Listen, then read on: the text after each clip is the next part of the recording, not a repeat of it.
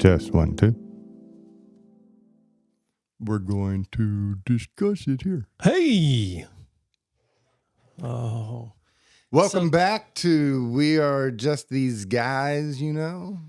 Just wanted to make sure everybody knew, if you're on the podcast, you can't see this, and if you're watching on YouTube, you still can't see this. It's too far away. Hold on. If my thing will stretch over there. Can I go this way? Yeah.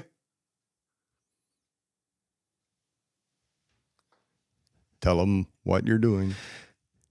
Inside this white cup, so it might be kind of hard to see, is a white landslide of goodness with a fork. It looks like a truck rolled through there, but it's a fork, right? That's a fork whip. kind of like a peanut butter cookie cross. Okay, so what exactly is that I'm drinking? That is Aldi's light whipped cream. Okay, it's not a concoction that you put together with, like, knowing you, it would be something that would have like a protein in it and maybe a little bit of peanut butter dust. And No, I did nothing to your coffee today. I haven't done anything to your coffee in a few weeks. Yeah. Okay. Other than Well, I've been drinking it, and then every time, cappuccino and whipped cream. sometime throughout the week, I'm like, I wonder what that is. But I just feel so good when I leave there. Yeah. It's got to be It shows my blind trust. It's got to be the coffee and not the information we're learning. Obviously. So my blind trust in you just had me just curious. And we'll come back to that real quick, but I want to go ahead and do the coffee thing. And I did doctor your coffee today. Ooh. We'll see, but we'll do the pour. You got to do the pour. So remember, start low, go high. Mm-hmm.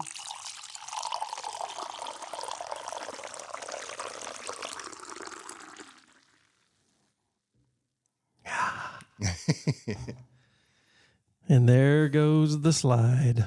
There goes the whipped cream. Mm-hmm. Melting down in. Taking a nice sip, stepping back, making the face. That face that says, oh, my toes feel good. Mm. Hey, you know what I found? I found some really good gluten-free raisin cinnamon bread. In your underwear? Mm-hmm. Eventually. I could. Yeah. Well, you've been waiting all week for that? Yes. I can't do that to the client. Yeah. Or the judges. Right. Dr. Parker, can you come up here and testify, please? In your underwear. In your underwear?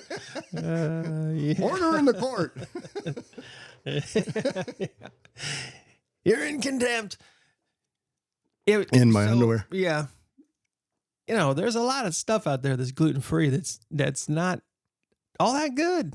I've come across several things that just they didn't live up to any kind of expectation that it was. You didn't buy it at Aldi's, did you? No, I did not. No. I got it at Dillon's in the frozen section. Mm-hmm. And it's by several different breads that aren't necessarily gluten-free, but they're healthy, natural kind of stuff. But then there was this loaf that was just kind of hanging out over there to the side. And if I go to a restaurant and I order, you get to the part where they say, do you want toast? I always say, do you have cinnamon raisin? And if they say yes, I'm all over it. Okay, first of all, stop. We got to go back. Hey, today on Just These Guys, we are going to cover the 8 steps to how to change your life. And you won't want to miss it. So stay tuned. I have to cut this out, put it back at the beginning. Mm-hmm. Now, back to your raisin bread. Yeah. Well, it's that mindless banter of helpfulness that we just want to give you something. If you're checking out the gluten-free, now I'll have to go home and take a picture of it and send it to you so you can put it on here. Well, you already explained it when you said bread. Yeah? Yeah. So you know what kind it is? No, but I've bought gluten-free bread at the farm market. Sure. Handmade at home by somebody. And then I bought it at the store, and it is the driest, thickest stuff you've ever had. Sure. And now this is not that way. It's not. No. But the key, though, is to toast it. I've not even had a regular piece. Well, I was going to say the key for me has been like a stick of butter. No, it's not. Yeah, stick of butter. Not. Yeah. Stick of butter, ton of brown sugar. Yep. No, you can actually swallow this after you chew it, and you're good to go. It's got good flavor. Now, you do, of course, have to slather it. You got to bury it in butter. Yeah. But you toast it, put a little bit of butter. I add just a little, because I have, again, a mouthful of sweet teeth. I add just a little bit of cinnamon sugar mix that we've got. Not too much, but it's good. It really is good. It's a great, with your coffee, kind of a little breakfasty thing. No, Tish did find another, remember the donut? You like the donut? I loved the donut. Okay, well, what is on par with it, Aldi's also makes a gluten-free, what do you call them? Not a cupcake, muffin. Oh, yeah. And they have a chocolate muffin. It's good. Mm-hmm. Just like any chocolate muffin. I mean, you couldn't have told me gluten-free, non-gluten-free if you had to put taste test in front of me. Wow.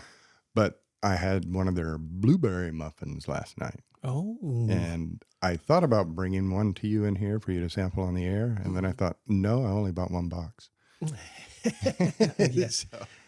You're generous, but not crazy. Well, I'll go back. Sure. And if they're still there, I'll buy 10 boxes. Yeah. Because this stuff comes in rarely. Dude, I've actually made some special trips to Aldi's specifically to walk over to the dessert breakfast. I'm assuming that's where it is. Those donuts are not. I think people camp out for them suckers. In the frozen food aisle, yep. There's that refrigerator in the middle. Yeah. And the one closest to the checkout. If you walk in there and you see a big empty spot. That's it? Lance was there. How many boxes are you hoarding? No, I only got 10, but after we're down, our supply is dwindling. It didn't help Ryan was here. Gotcha, yeah. Well. Ryan only have 2, and 2 boxes. What? But they are that good. They are. And yeah, after the last experience when the manager told me that they only come in about every 6 months or something. Can these not be ordered online? And no, I looked one time and I have a funny feeling Tish told me she saw them on eBay for like $20 or something. People are selling them on eBay. That's hilarious. Which is scary because they're frozen. Right. So yeah, I don't know if I would actually order them online.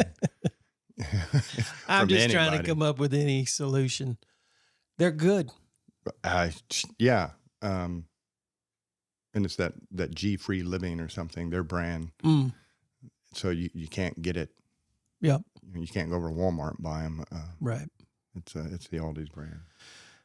Well, good stuff. All right. I'm excited about this.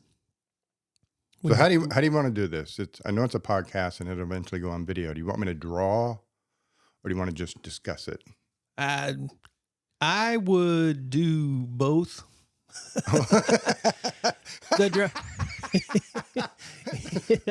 Leff is going to stand here in silence and draw. Nope, Mike, you said draw. I can't talk. No, at the same time. On your other video, it was very helpful. The visual is very helpful.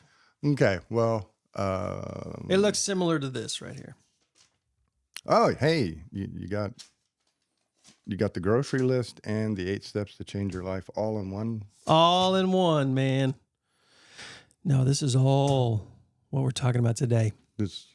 If you want to experience change in your life, pay attention. We will just jump right in. For the viewer at home who is following along with their notes, what I'm going to do here, so you can hear me. You can later watch it on video if you want, but I'm going to draw some circles on a piece of paper, but I'm going to start at the bottom and work backwards. Okay? I wanted to get a big picture of the situation. You know who I'm talking about? Right. Do you know who I'm talking about? No. Yes, well, that's the look I always give you when you ask me questions. And what I wanted to do is I wanted to put, this guy is actually, his celebrity name is The Situation. The Situation. Yeah. Okay. And I wanted to put it up here in the background, and I knew you wouldn't know who it was, and leave it up there. And the whole time not tell you and have you wonder, who is this? Who is this? And at the end, I'd be like, that's the situation that needs to change. So anyway, I'm gonna listen. Only respond if needed. Well, I was because going to say, it's so good. It gets kind of boring if it's just me. I know, but just get your flow on.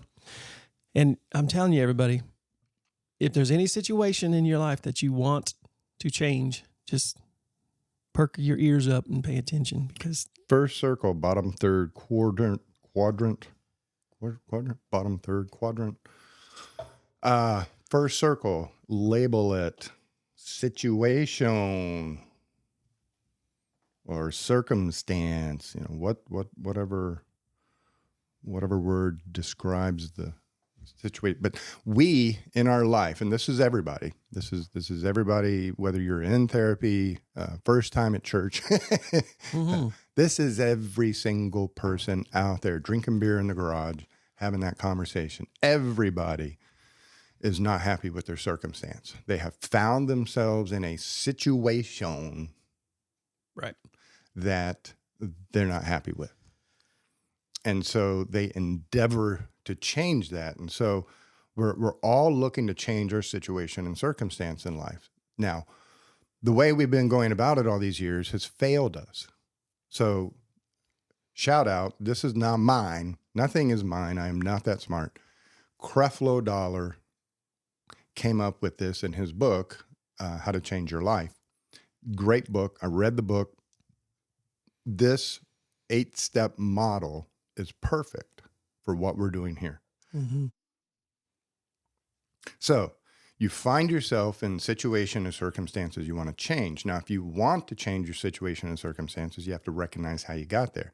Now, the beauty of this model, for the viewer, for the listener, what this will do is it will explain how you got to your situation. And then we'll walk back through it again, how to change the situation. And then we'll walk back through it a third time with a nice little bonus round that really you're going to love. So you are in. And you're going to do all that on this one podcast? In less than 30 minutes. Yeah. Yeah. And then we should do it again next week. We'll keep doing it. Yeah. Every week. Yeah. So you're in the situation. Well, how did you get in this situation or circumstance? And if you're wanting to change your situation or circumstance, you have to change what got you there. Mm-hmm. And what got you there, bubble before the last bubble, is your character. Your character, how people see you, how they know you, how you know yourself. Your character is what leads to your situation and circumstances. Well, if you want to change your character, you can't just become a new person overnight. So how do you change your character? Well, your character is comprised of a whole lot of habits. You do a lot of things habitually throughout the day. Autopilot, automatically, you are doing these same things over and over and over again. It is your habits that then form your character, and it is your character that leads to the situations and circumstances you are in. So if you're wanting to change a habit, well, how do you change a habit? Well, you recognize that a habit is comprised of a whole lot of little behaviors. So if I'm wanting to change a habit, I have to break the habit down into a bunch of behaviors and then start looking at targeting specific behaviors to change. Because as I change my behavior, I'll begin to change my habits. As I change my habits, I'll begin to change my character. And as I change my character, I will begin to change the situation and circumstances of my life. So if I'm wanting to change a behavior, then I have to recognize, and now we draw a line back up to the middle of the page on the right-hand side, and we recognize that Our behavior is the result of the decisions we make. I decide to do these things. I decide to do each and every behavior.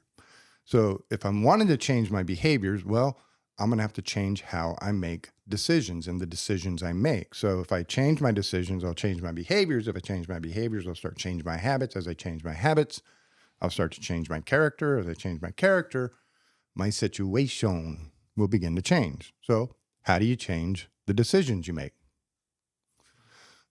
Well, where do decisions come from? And decisions are the result of your experiences. You know, the experiences you've had in the past and everything, but they come together that in this moment, what you are experiencing then leads to that decision. And the largest part of your experience in any given moment is an emotion. And so as I'm feeling certain ways, I will then make certain decisions. So if I'm wanting to change the decisions to behave a certain way so I can change my habits, then my character, and thus my situation, I have to learn how to change my emotional experiences. Well, how do you do that? Well, your emotional experiences are the result of how you think. Mm-hmm. How you think leads to what you feel. How you think leads to what you feel, which then drives the decisions you make to do certain behaviors. They become repetitive. You start forming habits. That forms your character, and then that leads to your situation. So if you're wanting to change how you think, well, how do you do that? So to change how I think, and now we draw a line back up towards the top of the page, one bubble on the right. We have to change our environment. The environment we are in forms how we think.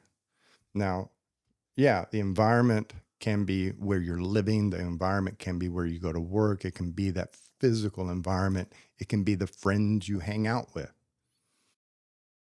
Yeah. The way that I thought about this as I was checking all this out is the environment is the door that you are opening to let whatever it is in.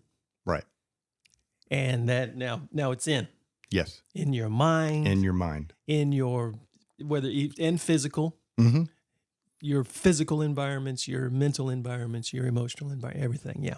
And this is everything. This is everything you are exposed to physically and mentally. So yes, if you're drinking and using drugs, that's part of the environment you are creating physically. If you are going to bars, that is the environment you are exposing yourself to physically. If you're hanging out with certain people, you know, they say if you're going to lay down with dogs, you're going to get fleas. The people you hang out with are an environment that their way of thinking, they're exposing you to it. Mm-hmm. And so peer pressure, that kind of stuff starts to come into play. And everybody else is doing it. Why can't I? You know, but the environment that I'm really particularly interested in focusing on per se is your mind. Mm-hmm. Because the physical environments we're in, we're actually, what's important about those is what we're exposing our mind to, other people's opinions, and, you know, look at all those fancy cars that are at the bar. You know, they got nice cars. Why don't I have a nice car? As we start thinking, our environment is going to lead us to think. What kind of YouTube videos are you watching? What kind of pictures are you looking at on the internet? What are you reading? What are you listening to in the morning? Morning environment's really key.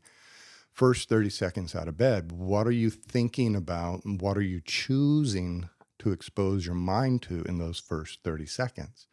So the environment isn't just where you're at physically, but the environment is what you're exposing your mind to. So if you want to change how you think, you have to change your environment. Therapy is an environment. Church is an environment. Bars are an environment. What you put in and out of your body, you know, healthy food, healthy drink, medications, Internet. No medication, internet, TV, books, all of it. What are you exposing your mind to? What kind of environment are you putting yourself in? That will shape how you think. As you think, then so you feel. As you feel, then so the decisions you make. And so if I'm wanting to change my environment, then I have to change. And the last bubble, upper left-hand corner, is my identity. Because how I see myself then determines which environments I go to. And the example I always use, which is the one I think you loved. Hold on a minute. If Lance sees himself as a redneck, well, as a redneck, if that's how I see myself, then as a redneck, I'm going to feel comfortable in certain environments and uncomfortable in other environments. So, not that it's bad to be a redneck or good to be a redneck. It's just an example. Get up against the wall. We won't go there. But yeah, if I see myself as a redneck, yeehaw, I am going to feel comfortable around a bunch of other rednecks. Mm-hmm. You know, out in the parking lot, sitting on the back of the pickup, drinking beer. Woo! This is life. Love this.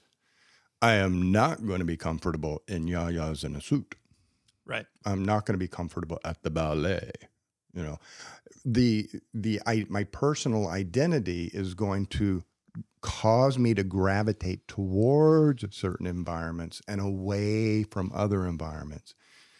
If I see myself as a redneck, I may not feel comfortable getting up and going to church. So if I see myself as a redneck, I'm going to hang out with other rednecks. I'm going to read redneck things, listen to redneck music, which is going to cause me and support my redneck thinking. And as I think like a redneck, I'm going to have redneck experiences. Hey, what are you doing stepping on my boot? Ow. You know, so as I think like a redneck, I'm going to have those redneck experiences and I'm going to make those redneck decisions. Here, hold my beer and watch this. Come on, Cletus. And as I make those decisions to do those redneck behaviors, well, some of them become habitual. And so every Friday night, I'm at the rodeo. Every Friday night, I'm drinking beer. Every Friday night, I'm getting in a fight. Yep.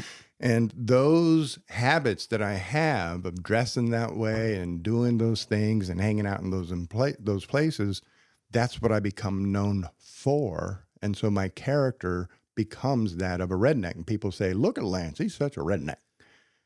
And I find myself continually in these redneck situations and circumstances. So there it is, Sunday morning, I'm waking up with a bad hangover, sitting on the front porch of my trailer, looking at my pickup with a flat tire, wondering where the hell my dog is and going, damn, man, how did I get in this situation? Well, I just explained that. And because I'm in that situation, looking around at my broke down truck with my hangover, looking for my dog, I then say to myself, man, I am a redneck. And now my situation and circumstances that I'm in feed back into my personal identity. And how I see myself drives the environments I'm in, the way I think, what I feel, what I experience, the decisions I make to do the certain behaviors, to form those habits, to develop that character, to continually be in this situation. Now, what the world teaches, what probation officers teach, what Right. parole teaches, what parents teach, what pastors teach is honorable but impossible, which is change your behavior. Right. And boy, you got to cool your sixes. You got to settle down. Stop going to them bars. Well, behavior change for the sake of behavior change is extremely difficult and nearly impossible to keep up for an extended period of time. New Year's resolution. You're standing there drunk, making the resolution that next year I'm going to be healthy. Yeah. Well, that's the reason for the, recidivism rate in our prisons. But Is the ID. well, and that's the deal. Identity hasn't changed. If I try to change a behavior, you got to remember that why am I doing the behavior? Because of the decision making. And so the behavior seems like a good behavior to me because of how I feel about things and how I think and the whole world I know of other rednecks. And since I'm a redneck and I'm hanging out with rednecks, I'm thinking like a redneck, I'm having the redneck experiences, I'm deciding to do these things, then I have to stop doing them. But every fiber of my being says this is the thing to do. And so I have to suppress behavior. Don't hit him. Don't hit him. Oh my God. Cletus, hold me. Yeah, it goes back to the whole excuse that so many of us give. It's just how I'm made. It's just who I am. It's who I am. It's who I am. Yeah. And so, you get in trouble with your wife, you get in trouble with the law, and they say, you can't drink anymore, you can't fight anymore. And so now you are having to override behaviors that your brain is telling you to do. And so you think, I'm suffering, I can't do the stuff I want to do no more. Oh my God, this is horrible. I can't drink, I can't fight. And eventually you break. And you do the behavior, you fall back into the old habits, and people see you for who you are. Mm-hmm. There you go. I knew he was a redneck. I knew he couldn't stop drinking for that long. And I'm back in the same situation over and over and over again. Yep. So how do we change all of that?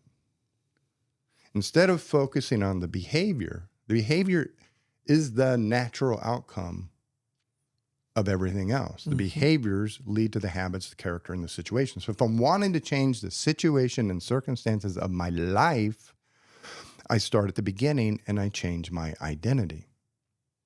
I go back to the top, because if I see myself as a redneck, it makes sense to go hang out with other rednecks and to look at redneck things and listen to redneck music. Now, in the beginning, this is the tricky part. And where some of the four fundamentals start to figure in here. I see myself as a redneck. I don't like my situation and circumstances. Okay, well, what would you like? How would you like life to be? What is your identity? Are you really a redneck? What kind of person do you want to be if not a redneck? Do you want to be a good dad? Do you want to be a good husband? Do you want to be a good employee? Do you want to be a responsible citizen? How do you want to be? And the moment that clicks in your mind that I want to be a good husband,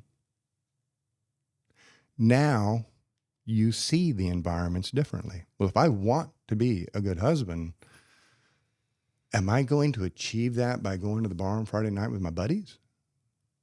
Or am I going to achieve that by stopping at the pizza joint on the way home, picking up pizza, going home, playing with the kids?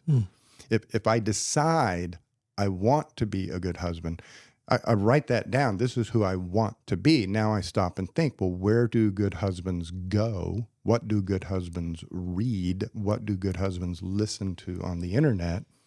What kind of pictures do the good husband look at on his phone? If I want to change the circumstances and situations of my life, then I start by changing my personal identity. And as I change my identity, I now feel attracted to new environments.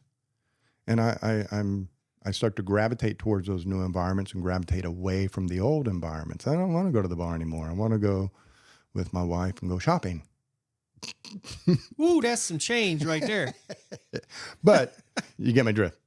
And as I start going to these new environments, reading the different things, watching the different YouTube videos, whatever it is, I start to think differently. I start to think more like a good husband thinks. I start to value my wife. I start to value my home. I start to value my kids. And as I think differently about my life, I start to have different experiences. So, boom, that is a huge turn right there. Because always before it was my feelings controlling how I thought. Yes. Instead of boom, turning that around. Yeah. And then now the way you are thinking is dictating the way you feel and dictating your experiences. And well, if I see myself as a redneck and I enjoy redneck environments and I'm still thinking like a redneck, but I'm forcing myself to stay home and not go to the club with my buddies, not go out hunting, not go drinking beer on a Saturday afternoon out at the Mike's Garage, then I suffer. That's my experience because I see myself as a redneck hunter mechanic.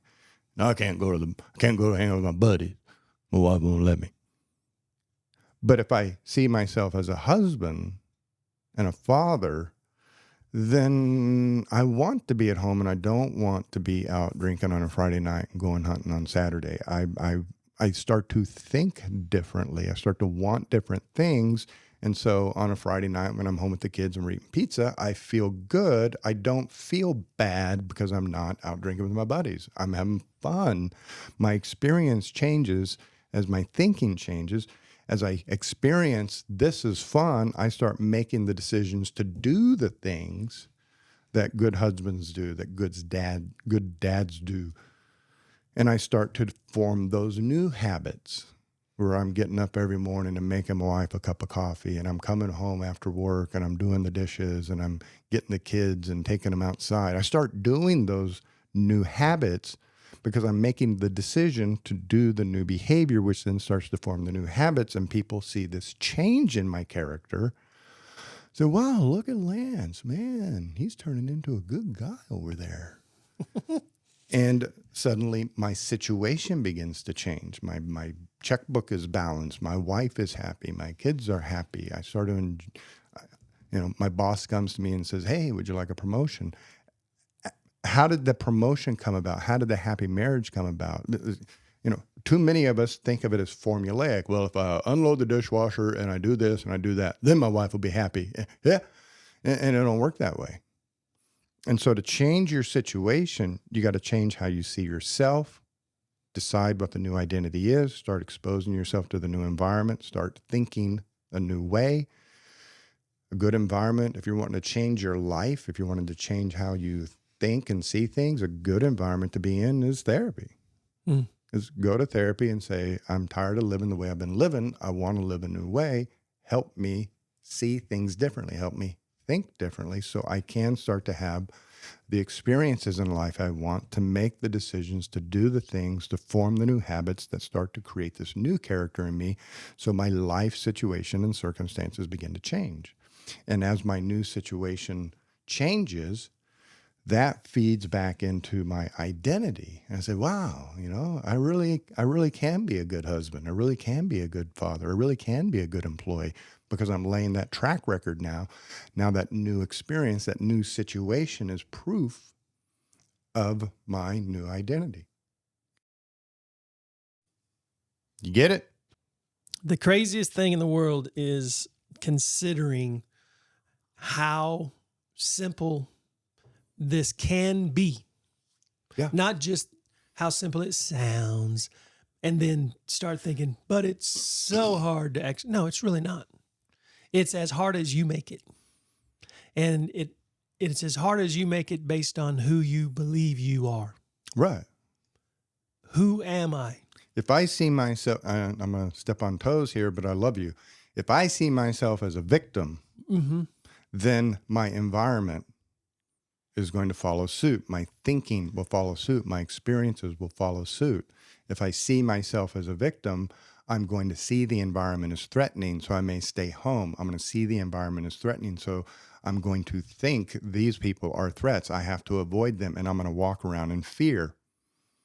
And because I'm walking around in fear, I'm going to make fear-based decisions to do fear-based things. I'm going to develop these fear-based habits, and I will have a fear-based character. And that's how people see me. And as they see me that way, it's because I'm acting that way. And so my life situation is one of, driven by this fear-based victimhood. And then as things happen in my life, then that feeds back in and supports my identity. I had a client once who had a PTSD, and then from there developed a lot of anxiety about leaving the house. And we were working on that. And it's funny now. It wasn't funny to them at the moment. It's funny to them now. The last time I spoke to them. But they thought they were over all of it. And they walked to the door and they looked up and saw the UPS man walking away. And freaked, screamed bloody murder for 5 minutes. Mm. They were still thinking in terms of being a victim and having been a victim. And so caught off guard, seeing a strange man leaving the front porch triggered the fear, which then, you know, I'm just a fearful person and I can't leave this house. And that feeds into their identity of a victim of something that happened many, many, many, many years ago. And it just, this loop keeps going. Wow. And we broke out of the loop. We broke out of the loop by challenging the fears, changing how they think, challenging the fears. So, you know, yeah, your identity, I want to be, well, how do you, well, you go to these new environments, you expose yourself to new things, and you begin to think differently. And just left alone, it'll eventually happen. But that's where therapy can come in, and where these 4 fundamentals come in is challenge how you think. And I'm big about, and this is where people kind of get rubbed wrong by me. But if somebody says I'm just a loser, I will agree with them. You are. You are a loser. You said you're a loser, so I believe you're a loser.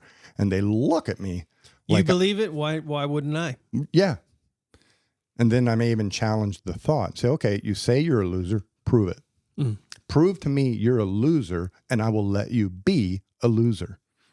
If you can prove to me you're a loser, we will end therapy now, because if you're a loser, there's no way that I'm ever going to help you, and you might as well just go live in your car and be a loser. Now, there's always that moment of silence where, did I just screw everything up? Yeah. You're like, Well, I don't mean I'm a loser. I mean, we're at a crossroad. the lights were red this morning and it frustrated me.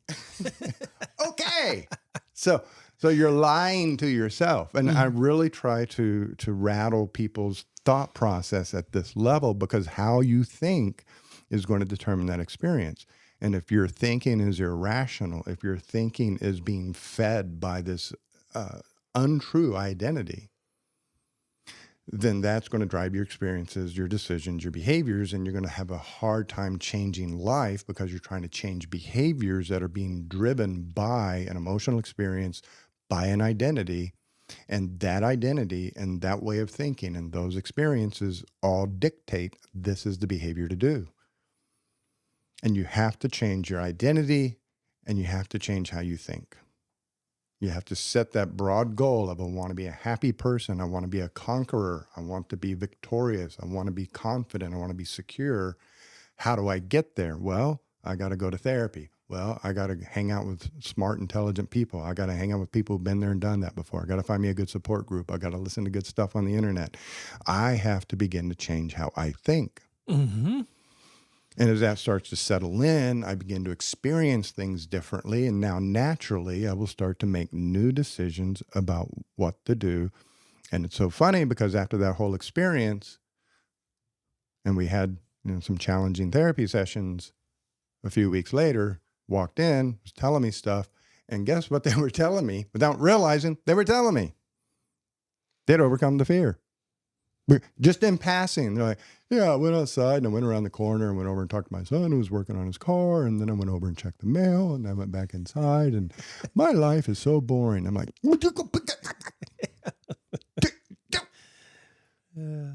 3 weeks ago, you couldn't open the front door. And suddenly, you're right. As you change your identity, you change how you think, you change your experiences, your decisions will naturally begin to change to do different things, form different habits, develop a different character, and your situation begins to change. And once you recognize your situation is changing because of the work you have done, that feeds into the new identity. I am a good husband. I am a good father. And so this is a model of how we got to where we're at and how we stay there. But it is also the exact model for how to change where we're at and get out of the situations we keep finding ourselves in.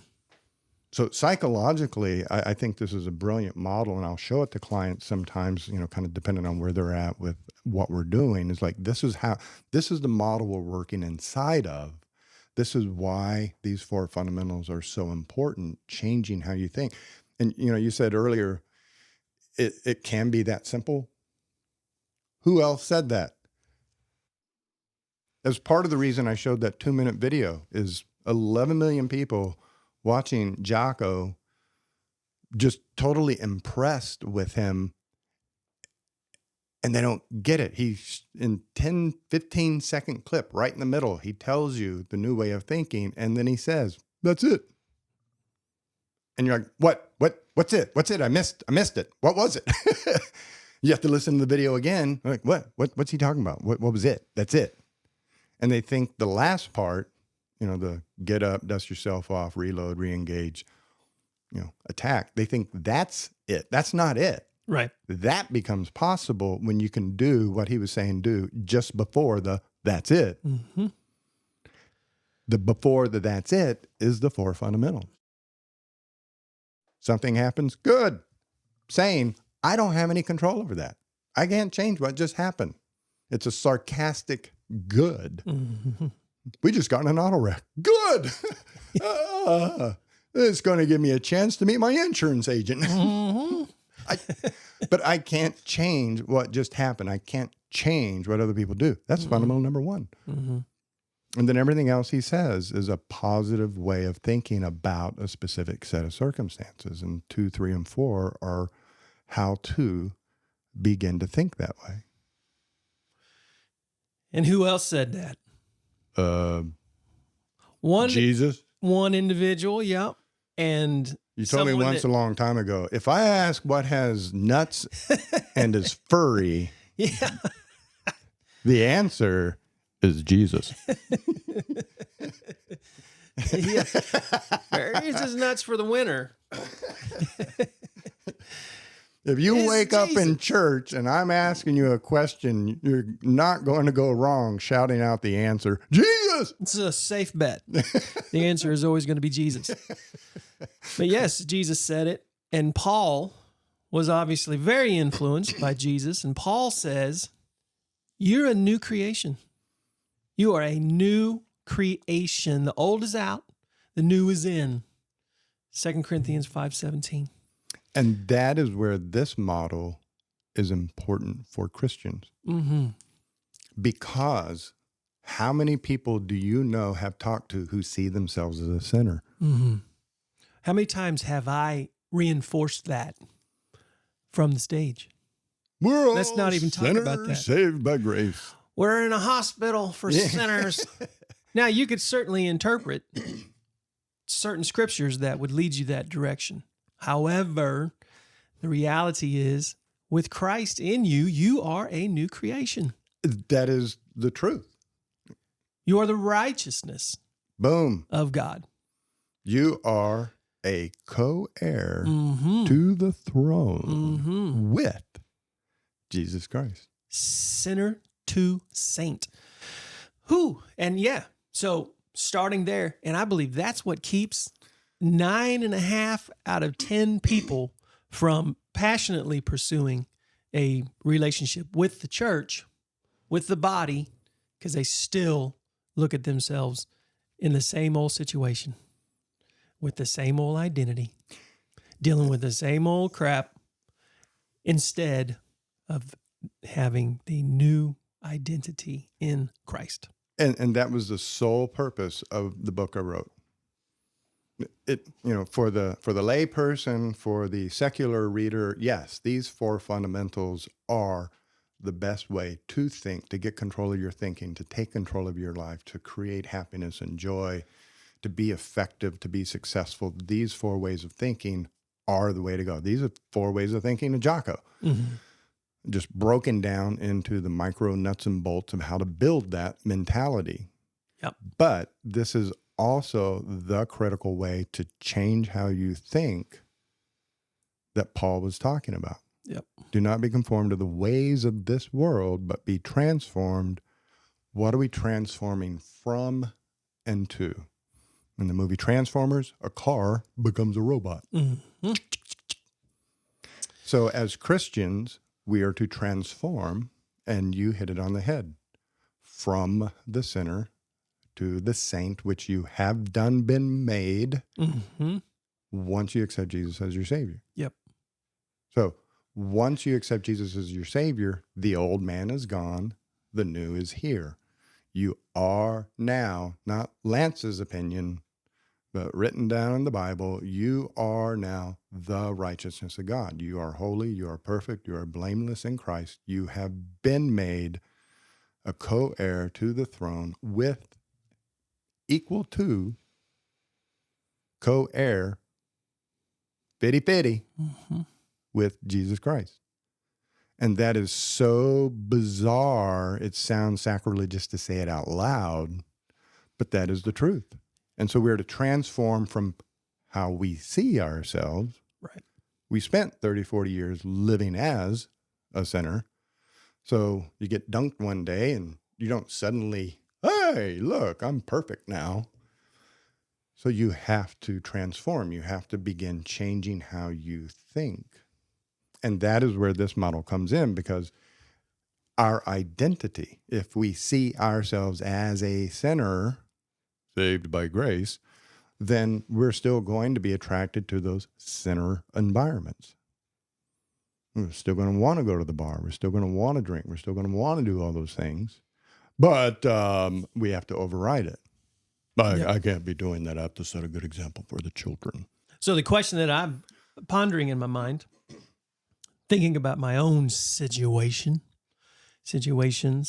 certain things in my life that I want to see change, is in literally everything that I do. I can ask myself the question, well, is that more sinner or more saint? Even thinking that way, is that more sinner or more saint? When the alarm goes off in the morning, the very first decision that I make, this might not be the greatest example, but no, it's perfect. Morning time. It is a decision. Is this decision to hit the snooze button more sinner, which I would say sluggard, lazy, or more saint? God has a great plan for me today. Sure. Let's go get it. And it is a tremendous help with the very first decision of my day being a procrastination decision. Well, so that develops the habits that leads to the habits where I'm laying there. And now I've just wasted another half an hour to 45 minutes. And I could be off running and being productive and changing some of the things that I want, some of the decisions that lead to the behaviors, like taking that time to spend some time in the Word, or if I've got goals that are fitness related, family related, finance related, whatever they are, I can actively pursue those instead of starting the day out with a decision to stay where I'm at. Right. And that you're right there, first thing in the morning, that sets the tone for the rest of the day. Yeah. Now, 12:2, transformed by the renewing of your mind, so you may know and test God's perfect will for your life. Because we have three voices in our head all the time. We have ours, we have Satan's, and we have Jesus's, the Holy Spirit. Yep. And so at any one given time, three options are kind of being presented to us. You know, roll over and go back to sleep. Was that Lance, who's tired and physically worn out? Is that Satan saying, waste the morning? Or is that the Holy Spirit saying, Lance, you've earned some time off. You've been working hard. Why don't you just lay in bed and rest and enjoy living the Sabbath? Got a beautiful bed, beautiful room. Lay still. Yeah, I get that, but that's rarely the case for me. And it may be that it voice is a saying, lazy decision. I have things for you to do today. And if you're not listening and entertaining that voice, then that decision, yes, that's a lazy, I'll get to it tomorrow. Yeah. And I'm talking about myself personally. I'm not trying to bash the Snoozers Society. No. I've been the president of the Snoozers Club for a long time, but that has always set the tone, like you said, for my day. It really has. It's never really truly benefited me. that little tiny little extra, because the reality is I don't go back to sleep. I lay there and I think, and then if I'm honest with myself, I'm thinking in negative things that I am avoiding. I'm laying there because I'm avoiding Sure. getting going because there's something that I'm battling. So I'm just being honest about my situation that's going all the way back to changing how I think about who I am and taking off and headed off to where we're going. And so I need therapy. No, you're right. When I first started getting this, understanding it, it was late in life. It was 2015, it was 2016. Is when I started to really kind of understand. 2014, 15, 16 is a big transformation in how I thought. Mm-hmm. And so I would wake up at 6 a.m. I've always woken up at 6 a.m., but then try to go back to sleep and just kind of fight it. But after that point, once I wake up at 6 a.m., ideas started to come to me about what I could be accomplishing that day. And get up and go run, get up and go walk, get up and go work out. You got time right now before work. Mm-hmm. Get that done, get it out of the way. Yeah. And as those ideas came to me, they weren't my ideas. Well, I could get up and go walk. I could walk until I could run, and then eventually I'll be running. And then, hey, that'll be great. I could run at least a mile every morning and do some. And it just started to snowball until, now I wake up in the morning, I'll listen to the news and get ready for work, and I'll get all my administrative stuff done. Sometimes I come down here and get a little editing done. Sometimes I get a little guitar practice in. But every time I wake up in the morning, the first thought in my mind is about what all I could accomplish today. And that transformation was only possible because I began to realize that he did not create me to punish me. He did not create me to see myself as a lazy sluggard. How does he see me? Lance, you are perfect, you are holy, you are blameless. I knitted you in your mother's womb. I put every single hair on your head. He created me for a purpose. So now I can't get that question out of my head. What is my purpose? What is my purpose this morning? What is my purpose today? What does he want me to do? Does he want me to turn left, turn right? Does he want me to go down ridge or go down? It's that constant, like this morning, you walked in, you saw I'd kills the ceiling, and I explained to you why I'm going to do 2 coats. Which is why everybody that's watching, his arm is white in spots. I've been painting. But once the guy said, you're really going to need 2 coats of kills because the yellow will bleed through one. Yeah. Well, now it's in my head. That's never going to leave my mind. So there will be 2 coats of kills on the ceiling. And once that thought came into my mind of what is my purpose today, I can't get that thought out of my head. Well, I won't tell you it needs 3. Well, as I changed my identity, then I wanted to get up and go to church. Then I wanted to listen to more Creflo Dollar. I wanted to listen to Joyce Meyer. I wanted to read the Bible. As I changed how I saw myself, I gravitated towards new environments. I began breaking scriptures down, trying to read them and study them. That began changing how I think. And that led to new experiences. Things that used to excite me don't excite me anymore. Right. Things that I ran away from in the past, I now run towards. I'm making different decisions to do different things. I've developed different habits. I have a different character. And the situation in my life has changed completely. The image that I just had in my mind was all of the decisions that we so often make are like the difference between trying to swim from one shore to another. Let's just say it's a mile versus literally walking on top of the water to the other side. Right.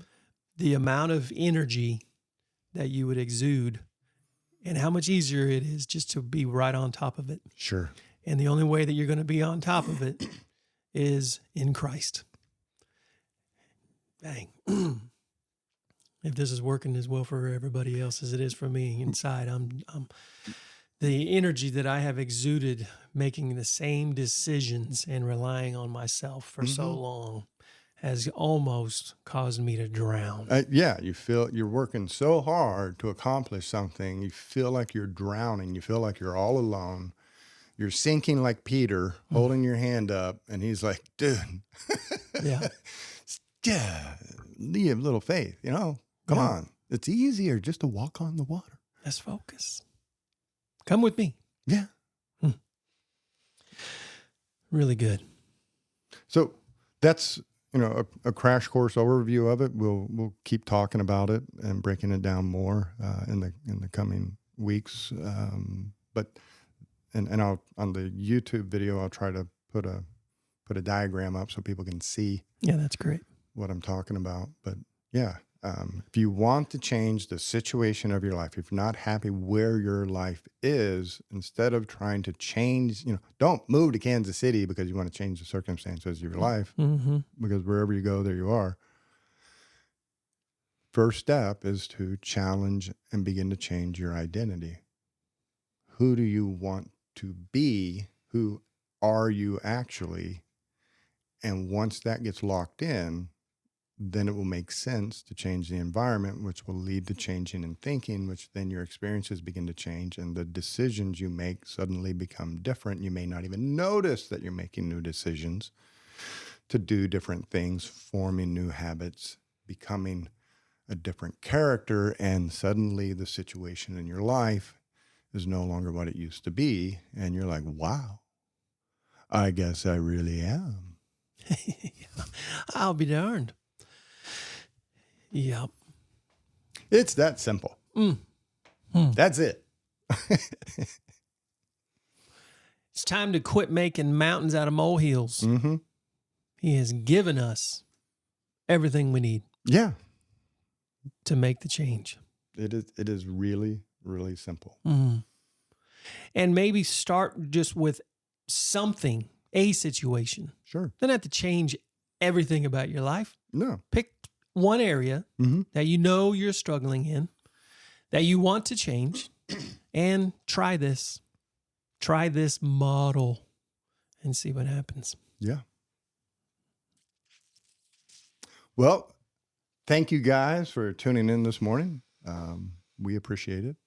Absolutely. Hope you're getting something out of this. It's exciting to see the numbers and the new followers and people that are tuning in.